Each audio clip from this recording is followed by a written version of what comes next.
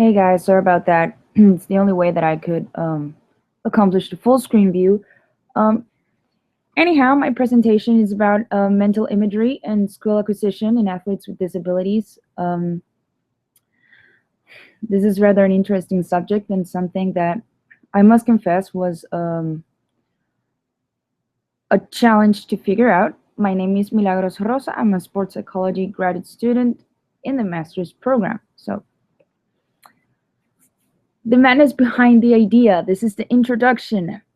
First off, when I started the sports psychology program, my first idea and goal was to work with elite athletes. I think that's the main concept where we all start from.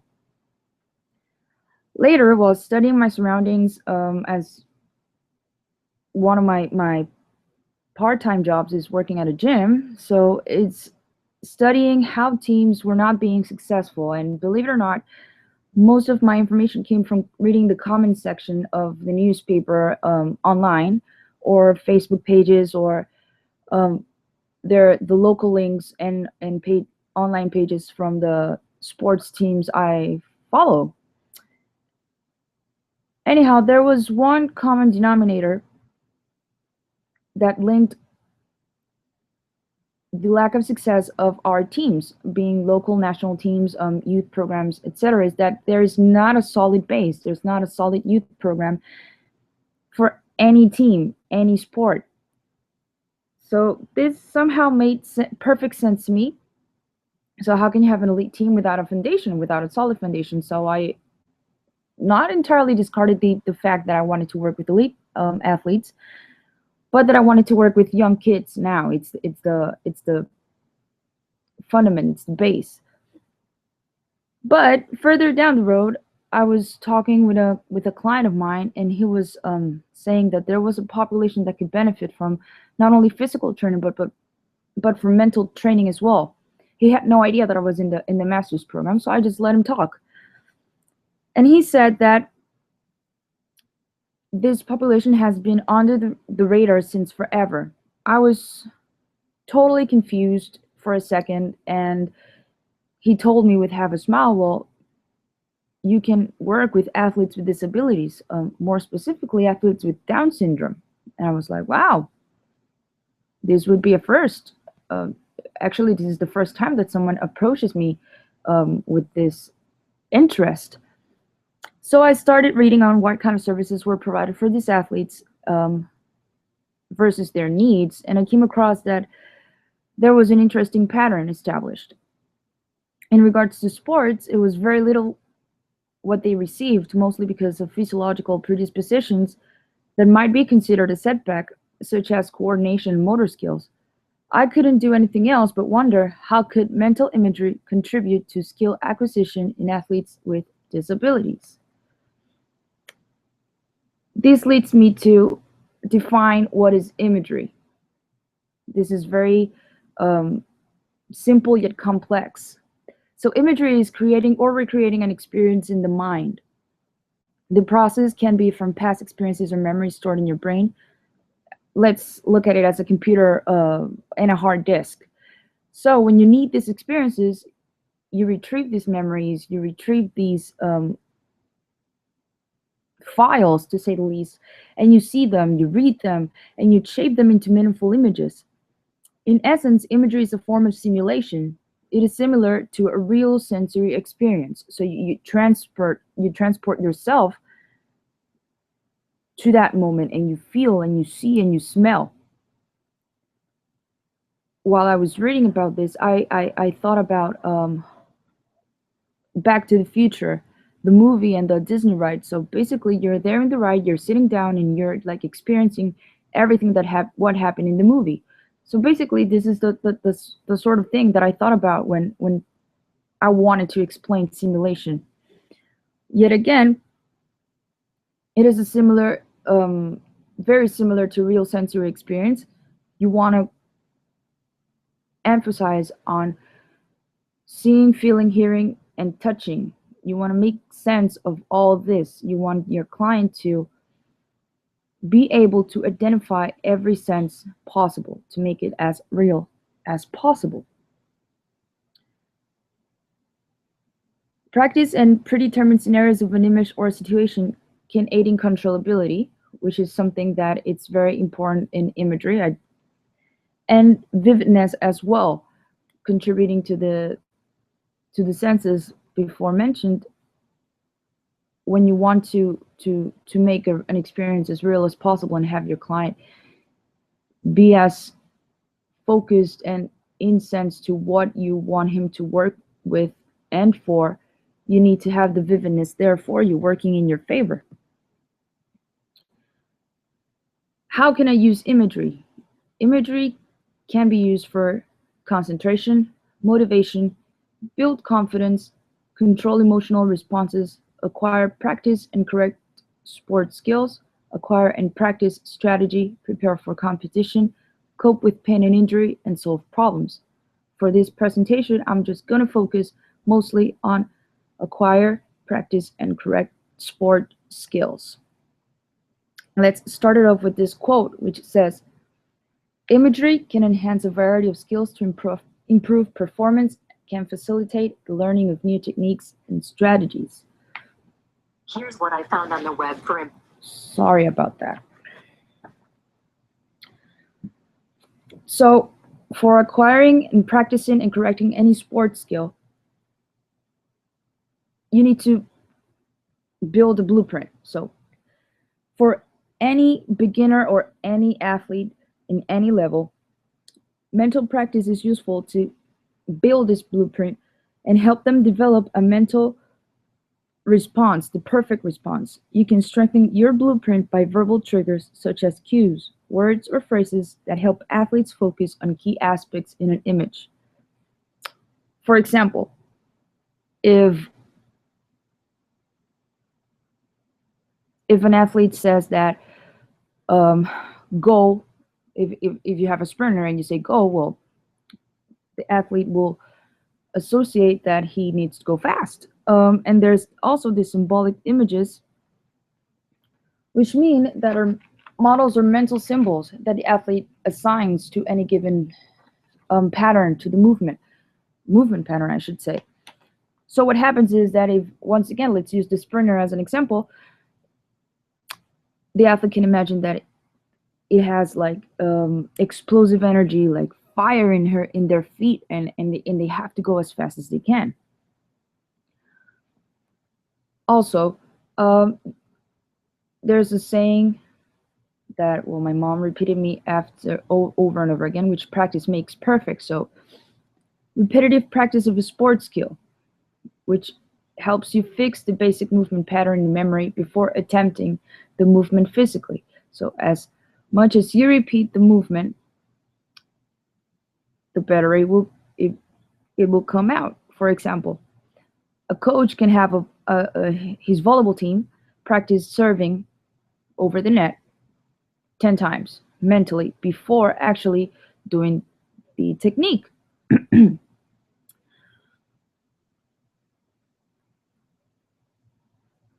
Remembering important details about the skill, just as I mentioned, cues. You can look for any given thing that can put your skills to the spotlight. So you want something in particular that relates to the movement that you are learning, or you want to learn, or you want to perfect, and you put it in the spotlight. It's like a theater. So for example, if you want to swim the breaststroke and you're learning the skill, let's say you think of a frog, how the frog moves their feet. So you associate the frog of how you have to move your feet. Your body will automatically shift in engage mode and actually perform the exercise without you overthinking it. So your muscles will activate as if they were doing the work. This is the magic about imagery and the magic about the human body. It's perfect. It's a perfect machine. So when you think about a movement, if you have done it before, or if you have seen it before, you necessarily need to do it prior to imagining it. Your muscles, your brain sends signals to your body, and your muscles contract, thinking that it's actually doing the movement.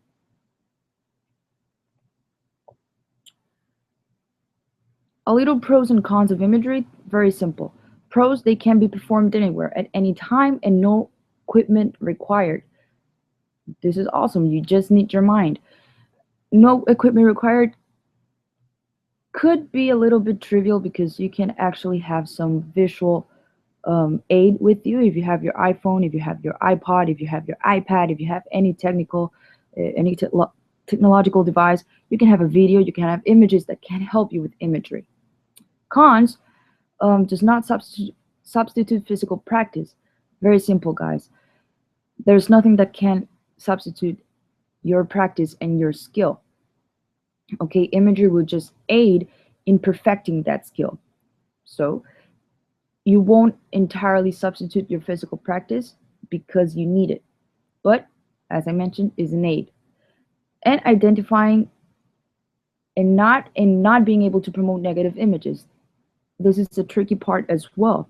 Some athletes identify what's wrong in a movement pattern rather than what's right. So as a consultant, we want to focus on what's right, what the athlete is doing correctly, and focus on those strengths rather than the negative images that the athlete may be portraying and performing, because that would hinder their performance later on.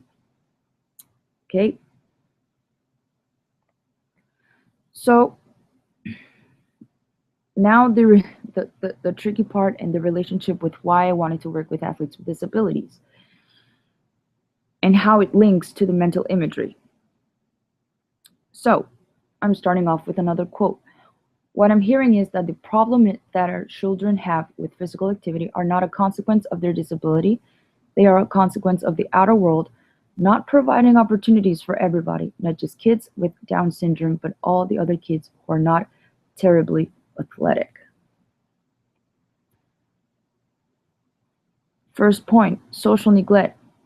This is very important. We ask for equality and we don't give equality. These athletes have the same discipline, the same drive, the same dignity that any of us could have, or even more, because they know they're undermined and they're under the watch constantly. So, most of our society sees individuals with disabilities as a burden. This is why I wanted to work with athletes with disabilities. Also, physical activity is important for everybody, every single person on this earth. It helps with coordination, motor skills, socialization, and simply keeping everybody sane. So, given all these qualities, why not start with this population that actually has been neglected from any kind of physical activity because no one wants to work with them? And the role parents and family members play. It's very interesting research that I was reading. Human development. This is basic. It's very simple. Little brother looks up to big brother. Works the same way. We have role models, every single person, and we want to emulate and we want to imitate that person because we think that they are doing something right.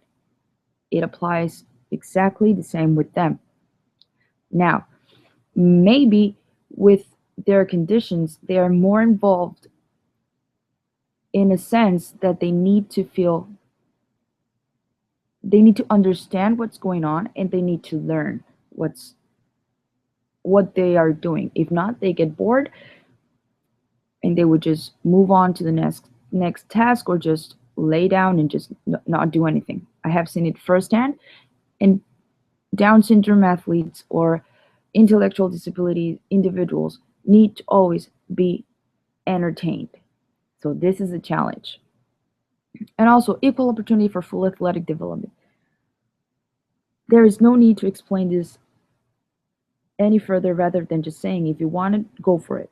We should all have, every single person, have the same resources and instruments available to facilitate development in our area or sport of choice. Research suggests that sports psychology consultants, when doing research, are taking a comparative stance rather than looking for an applied perspective to find out which approaches could be more effective with special needs athletes. So that's why we are not out there with these individuals, with these athletes, because we are not prepared for them. It sounds horrible, but it's the truth, and another reason why I wanted to do this presentation. Anyhow, moving on. Benefits and challenges of imagery for athletes with disabilities. The benefits, it applying a very good mental imagery program, it reduces inappropriate motor behaviors, for example, rocking. So if they have like a nervous breakdown and they start rocking, you can help with that. Improve motor skill learning. It is not completely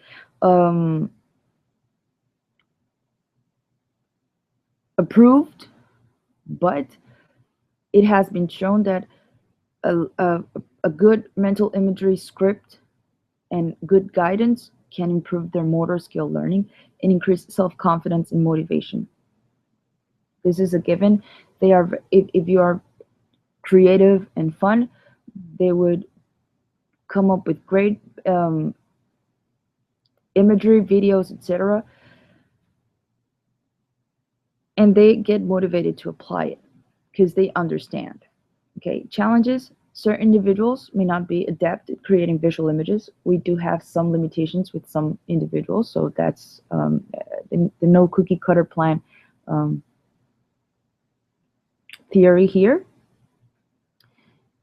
And because of that, we need to determine modifications that need to be made to maximize the psychological skills training that these athletes are going to endure and come through. Okay? So the most effective way to incorporate imagery, it is said that with special needs athletes, it is best to use videos or images of a skilled athlete performing the skill prior to the athlete performing the skill itself. Okay, so they associate what they are seeing with what they want to do. And immediately, it is recommended that you apply the physical practice.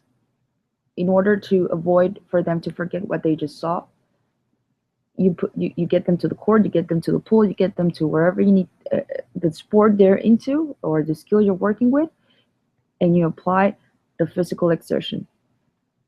And the third point is that guided sessions are needed rather than individual sessions. So most times than not, or more importantly, a thing to notice about this population is that they need us more time than other athletes might need us. So economically speaking, I didn't want to bring this up, but economically speaking, it could be beneficial for us. Nonetheless, they do need our guidance 90% of the time, 85 to 90% of the time, in order to accomplish, understand, and learn adequately the process of the mental imagery script. Some recommendations when working with athletes with disabilities. Easy, treat them as athletes. They are athletes. This is not, they are athletes. We need to treat them as such. It require discipline, require excellence, and require 110% for them. Allow them to experience failure as well as success. They need to live life. Don't sugarcoat anything. Explain them things as they are. No need to sugarcoat. Be mindful that they have a range of physiological and psychological abilities and adjust as necessary. These abilities can range anywhere from verbal, communicative individuals to quiet individuals, or individuals that are more artistic, more they can visualize better, and some others won't. So we need to adjust as necessary with these individuals, assess correctly, and keep them entertained and work on their strengths, which is something that we'll talk about a little bit further. All the instructions about the activities need to be kept simple and to a minimum. Let's not risk anything with a short span memory. Just keep it simple, keep it that they can understand it, and make them repeat the instructions. So you make sure that they are aware and they are paying attention. Focus on building strengths and abilities of each individual. When we're working with elite athletes, or I don't want to say normal, but let's just say elite athletes, we can work their strengths and we can work their weaknesses, and they understand what we're working. Okay, with special needs athletes, it is recommended to work solely on their strengths, to build on that confidence, and slowly bring their weaknesses up in a positive way in order to compensate and have the whole package. And look for thought process. Avoid the yes and no's. Make them answer your questions. Make them elaborate a sentence. Make them explain what they feel, what they see, what they hear, what they want. Make them talk. That way, both of you can understand and they can start embracing the process and they can start feeling and embracing and learning and doing this correctly.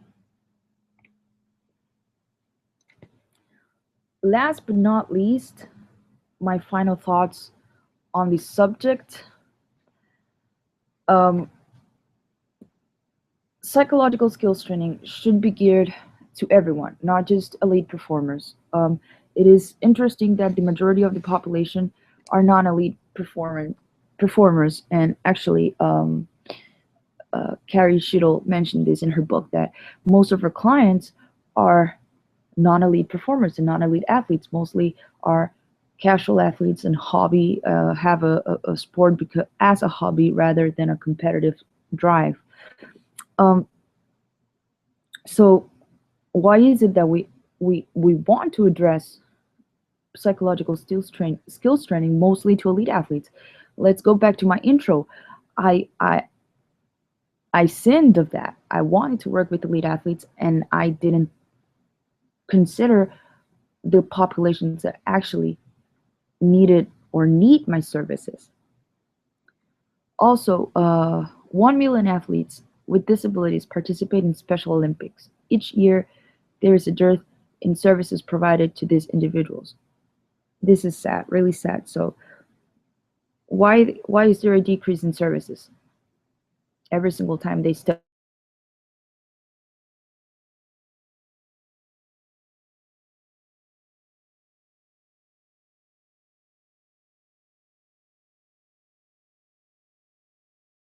professionals willing to work or further than that, not prepared to work with this population. And lastly, research should focus on seeking methods and how to enhance performance rather than just simple comparisons. We need to find the way to enhance their skills. How it is, what is the most effective way? I know there's not a cookie cutter plan. There is no cookie cutter plan for any individual, but which assessment skills could be more beneficial for them, or which technique has been proven to be more effective for them, such as mental imagery has been coming out to the surface with this population. So I encourage all of us that are still in our graduates program to look a little bit further on the populations that actually need our services. The frosting to the cake will come eventually. So this is mostly what I wanted to point out in my presentation. I have a handout that will be attached with the link. This handout is very simple, very self-explanatory. I just wanted to incorporate some artistic or collage activities uh, with us, and just once again keeping it simple. It's about choosing your favorite athlete, choosing your favorite skill of the sport you play. The third step is to find that athlete performing that skill, and then draw yourself or picture yourself performing that skill. Find out the similarities, find out an important word or that stands out to you, put it in a visible place, and every time you look at the handout, close your eyes and just visualize yourself as your favorite athlete. You're that person and you're performing to that level. And every week or every day you try to point out something different that you feel within your body, within the smell. The thing about imagery is that it is very familiar, so more likely than not, the image that's on your mind, you have already been there. It's been said in the beginning, it's a set of memories and a set of experiences that are brought to life and are played as a movie. So guys, thank for your attention. Honestly, this was more informative presentation.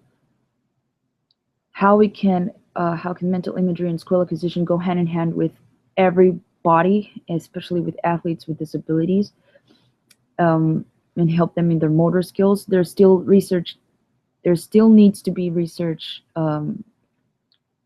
this area done in this area. Sorry, and let's just hope for the best that we can make a change in the athletic world. Once again, thank you all for your attention and hope you have a nice week. Looking forward for your feedback.